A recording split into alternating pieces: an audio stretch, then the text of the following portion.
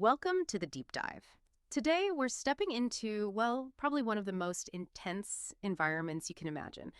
Think hospital emergency departments, resuscitation rooms, those moments during critical medical emergencies, places where every single second is absolutely vital. And here's something that might surprise you, maybe even startle you. Even in these critical moments, medication errors, the really big challenge, they affect a significant number of patients. What's even more worrying is that a lot of these errors aren't actually caught before the drug is given. And it's complex. It's not just simple mistakes. It often comes down to things like overcrowded EDs, intense time pressure, and using verbal orders, just telling someone the medication order, which, well, it increases risk compared to writing it down. So our mission today is to really dig into a role that's crucial but maybe often overlooked on these emergency teams. I'm talking about the pharmacist. Because while standard life support training, BLS, ACLS, it covers a lot. The specific medication knowledge, the skills pharmacists need to really jump in confidently, that's often not fully covered. It's a bit of a gap. It really is. Yeah. And what we're going to explore is how having a pharmacist right there consistently can dramatically improve how things run, cut down on potentially life-threatening errors, and really make a difference in patient outcomes. We'll unpack some pretty surprising facts from solid research and, get insights from people who are actually doing this work. It shows just how vital they've become. Exactly. Our goal is for you to really understand the profound difference pharmacists make in these critical hospital moments. Everything from getting life-saving drugs administered faster to making sure guidelines are followed, and, well, why having them integrated into the team is becoming just essential for patient safety. Okay, so let's zoom in on this challenge first, because medication safety in these acute settings, it's like its own battlefield, isn't it? What do the numbers actually say about how often these errors happen? That's a really key question, and the estimates are, frankly, quite stark. Our sources suggest medication errors happen in about 5% of all drug administrations. Think about that, 1 in 20. And if you look specifically at preventable adverse drug events, so harm from medication that could have been avoided, that happens in about 1.6% of all hospitalized patients. Wow, 1.6%. That still sounds like a lot when you think about the number of patients in hospitals, but you're saying it gets even more intense in the emergency department. Oh, absolutely. This is where it gets really interesting. In EDs, errors are much more common. One study, this was in the U.S. Emergency Department, found that almost 60%, 59.4% of patients had at least one medication error.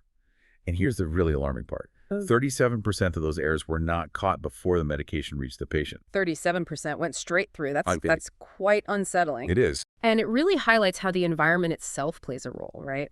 You mentioned the overcrowding, the time pressure, the verbal orders. All these things clearly stack up to increase the risk of mistakes and, crucially, delays in getting those time-sensitive medications to patients. Even outside the ED, those medical emergencies on the wards, Yeah. they're just as fast-paced. I saw one study, prospective observational, looked at 50 responses, found that literally 1 out of every 2 doses given had some kind of error. Half. Yeah. Which leads to a really important question. In an environment this hazardous, where you're using high-risk drugs fast, what kind of expertise do you actually need right there to, manage these risks and keep patients safe? It's clear the stakes couldn't be higher. Yeah. So what's the evidence telling us? What's the most effective way hospitals are trying to tackle this? Is it about adding more checks or something else? Well, that's exactly what our analysis pointed towards, especially this big systematic review. It was published in the American Journal of Emergency Medicine just recently, in 2024. They pulled together 30 studies going back from 1995 all the way to 2023, mostly from the U.S., really looking hard at the impact pharmacists have in all sorts of in-hospital emergency situations. Okay, 30 studies. That sounds comprehensive. And what was the consistent finding? What kinds of situations really showed the benefit of having a pharmacist involved? What's really fascinating is how consistent the positive impact was Ah. across a whole range of critical conditions. We're talking acute stroke, cardiac arrest, those rapid response calls you hear overhead. STEMA, that's a serious type of heart attack, acute bleeding, major trauma resuscitation, sepsis, Yeah. the dangerous infection response, and even status epilepticus, those prolonged seizures. It's a wide spectrum. Right, so across the board in critical care, but what does that actually mean for the patient? Like, what's the most immediate, noticeable impact when a pharmacist is part of that team? Probably the biggest thing, and the one reported most often in the research, I think it was 23 out of 25 studies, showed this was a dramatic improvement in the time to medication administration. Getting those critical drugs in faster. Things like thrombolytics for stroke the clot busters or That four-factor prothrombin complex, concentrate for severe bleeding, helps clot the blood fast. Also sedatives, pain meds, antibiotics, they all got delivered quicker. Can you give us a feel for how much quicker? Are we talking minutes, seconds? Yeah, good question. For acute stroke, several studies showed really significant improvements in that door-to-needle time. So from arrival at the ED to getting the clot busters started. One study actually found that having a pharmacist involved made it significantly more likely the patient would get treated within that critical 45-minute window. Wow. For severe bleeding, pharmacist presence cut down the time to get that crucial clotting factor significantly. And for sepsis, where every hour delay increases mortality risk, pharmacists help get those antibiotics administered faster, which is just critical. Okay, so speed is obviously huge. But what about the errors we talked about earlier? That staggering 37% getting through. Does having a pharmacist there actually reduce those errors? Oh, it makes a massive difference. Pharmacist presence led to significantly fewer medication errors, particularly in trauma and resuscitation scenarios. One study reported a drop in patients experiencing any medication error from about 30% down to just 2.5%. That's huge. 30% down to 2.5. Yeah.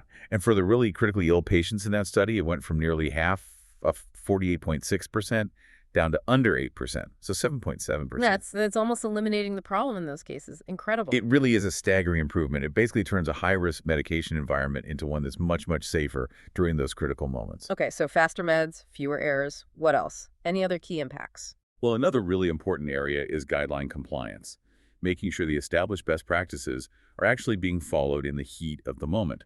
Pharmacists on cardiac arrest teams, for example, they significantly improved how well the team stuck to the Advanced Cardiac Life Support, or ACLS, guidelines. They also helped improve adherence to sepsis care bundles, making sure all the recommended steps were taken. Right, ensuring the protocols are followed correctly. And you mentioned patient outcomes earlier. I know measuring things like mortality directly is tough in these studies, but were there any hints? Yeah, exactly. It's hard to design studies big enough to definitively show a mortality difference, but there were positive trends. Some studies did report shorter hospital stays or shorter ICU stays, and one study, which is pretty compelling, actually showed improved patient survival to hospital admission when a pharmacist was part of the ED resuscitation team managing cardiac arrest. So getting more people stabilized enough to even be admitted. Precisely. These are maybe not definitive proof on mortality yet, but they certainly point towards a broader system-level improvement in the quality of care delivered. Okay, but we should be clear about the research limitations too, right? Absolutely. That's an important point. Many of these studies were retrospective, meaning they looked back at data. Many were quite small. And crucially, most weren't powered. They didn't have enough participants to reliably detect differences in big outcomes like mortality or length of stay. So we definitely need more research, larger prospective-controlled studies to really nail down the full impact on those direct patient outcomes. But that said, the evidence for improving the medication processes, speed, safety, compliance, that's really robust, undeniable, really. Okay, so the impact on the process is clear. Let's unpack what the pharmacist is actually doing, because it sounds like it's way more than just grabbing drugs off a shelf. That systematic review you mentioned, did it detail their responsibilities? Oh, absolutely. It's far, far more than just getting the drugs ready. Pharmacists are really deeply integrated. They're involved in digging up patient-specific information, like allergies or kidney function. They're meticulously calculating and double-checking doses, physically obtaining and preparing the medications, which can involve complex compounding or setting up infusion pumps. They're also providing critical drug information and making therapy recommendations right there to the team. So they're acting like a real-time medication consultant. Exactly. And sometimes they even take on documentation duties, which frees up nurses or doctors to focus purely on the patient.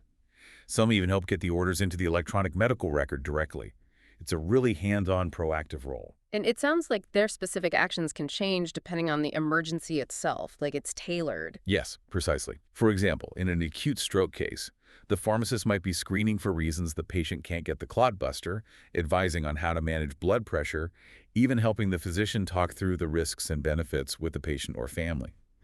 Whereas in sepsis, they might be focused on making sure the right lab tests are ordered quickly, facilitating the antibiotic orders, ensuring fluid boluses are given correctly.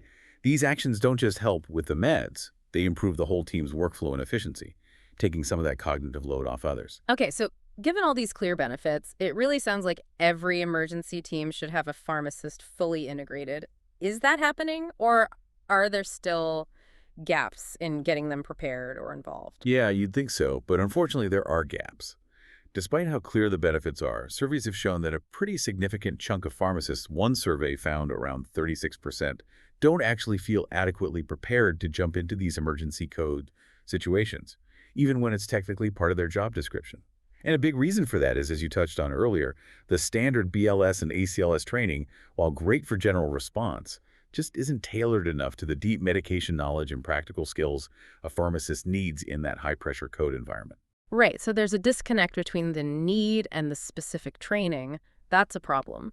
How do we bridge that? Are there places figuring out how to train pharmacists specifically for this role? Yes, thankfully there are. There's a great example from one academic medical center, the University of Texas Southwestern. They recently put in place a mandatory pharmacist-focused training program specifically for adult code response. It's designed to directly address that gap. Oh, so interesting. What did that training actually look like? What skills did they focus on? Well, it was pretty comprehensive. It included an online module which had videos showing, specific compounding techniques, exactly how the crash cart is laid out, then there was a knowledge test, and crucially, a hands-on assessment using mock crash carts. The real focus was squarely on those core pharmacist skills in a code. Medication prep and dosing, providing drug information quickly, reviewing the patient's profile, and making sure everything aligns with the ACLS algorithms. And did it work? What were the results? The results were pretty striking. After the training, pharmacists reported feeling significantly more comfortable and familiar with where medications were located, especially the ones outside the main drug tray that jumped from only 9% feeling comfortable before to 64% after. Wow, from 9 to 64. That's huge. Yeah. And their confidence in actually preparing the medications also has surged from 44% up to 76%. What's really interesting is their whole self-perception seemed to shift. They went from seeing their role mainly as just getting the meds to seeing themselves as actively contributing to the medical decisions and clinical interventions. That program is now an annual requirement there, really setting a new standard for preparation. It really highlights the difference targeted training can make. It does. And you can almost think about it in terms of skill levels a pharmacist can reach in a code situation. Maybe they start at level 0, feeling unsure. Then they get to level 1, where they're doing those essential pharmacist things, drawing up drugs accurately, labeling, calculating doses.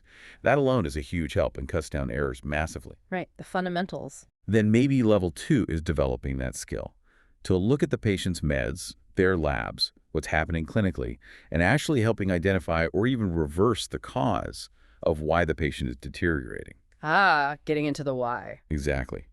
And then level 3, the highest level perhaps, is being able to predict what drugs will be needed and preparing them before the physician even asks, almost eliminating that lag time between deciding on a drug and giving it. That sounds incredibly proactive. So it seems the main barriers are things like lack of the specific training, maybe inconsistent pharmacist coverage for emergencies, and sometimes just a lack of confidence because of those first two things. That's generally it. So this kind of targeted hands-on training, ideally starting even back in pharmacy school or residency programs, seems absolutely crucial to get pharmacists ready and confident to really step into this life-saving role. Absolutely crucial. The training is key. But okay, let's say you are trained. You get that overhead page, Code Blue, Room 305. What do you actually do in those first critical moments? There are some really practical steps pharmacists can take. Yeah, let's walk through that. What's the advice for a pharmacist responding to a code? First off, stay calm, stay alert. Sounds simple, but it's vital. And a really practical tip, take the stairs, not the elevator if you can. It's often faster and saves precious seconds. Good point. Okay, so you get to the room. What next? Right. You walk in, first thing, identify yourself clearly. Pharmacist is here. Make sure the team knows you've arrived and what your role is. Then, quick scan of the room. Are chest compressions happening? What's the patient look like generally? Who else is on the team? Doctor leading, nurse recording, nurse giving meds. Get the lay of the land quickly. Okay, situational awareness. Then what? Then, get to work on the meds. If the medication tray is still in the crash cart, take charge of it. Pull it out, put it on a clear, flat surface, open it up. If someone else already has it out, offer to take over responsibility for managing it. Find the key players. The physician running the code, the nurse who's documenting everything, and the nurse who will be administering the drugs. And position yourself strategically. ideally right near that medication tray, where you can see the doctor and, importantly, see the ECG monitor. Ah, so you can anticipate based on the heart rhythm, too. That makes sense. You mentioned anticipation earlier, that level 3 skill. What are some of those proactive things a pharmacist can do right at the start? Yeah, great question. Right away, you can open and assemble an epinephrine syringe. You know you'll likely need it. Grab some saline flushes, have a needle and a 10 milliliter syringe ready to go for drawing up other things quickly, and then keep your eyes and ears focused on the physician leading the code. Try to anticipate what they're going to ask for next based on the patient's condition and the ACLS algorithm. It's about being prepared, being 2 steps ahead. That level of preparation and just smooth integration into the chaos, that must make a huge difference. It really does. Think about it. You walk into this potentially chaotic scene, and your immediate job is to bring order and precision to one of the most critical elements, the medications. You become the sort of calm, organized center for the drug supply. What a deep dive this has been. We've really unpacked, I think, the profound and maybe often unseen impact pharmacists have during these life or death moments in the hospital. It's just so clear they aren't simply medication dispensers. They're crucial, highly skilled members of the team who are significantly cutting down errors, speeding up critical treatments, and making sure life-saving guidelines are followed. Yeah, their involvement is so diverse, isn't it? From the nitty-gritty of dose calculations and preparing complex meds to actively participating in the clinical decision-making, even helping with patient communication. It just highlights how essential they are for a coordinated, effective emergency response. They bring, as I said, order to chaos and precision when it matters most. It really makes you think, doesn't it? What could a healthcare team achieve if every member, like these pharmacists we've discussed, was trained not just for their core job, but specifically trained to anticipate and proactively eliminate those critical delays and errors? Imagine transforming those high-stress situations into truly streamlined, life-saving efforts across the board. It's a powerful thought, maybe a model for the future of healthcare, leveraging that kind of proactive, integrated expertise to take patient safety and outcomes to a whole new level.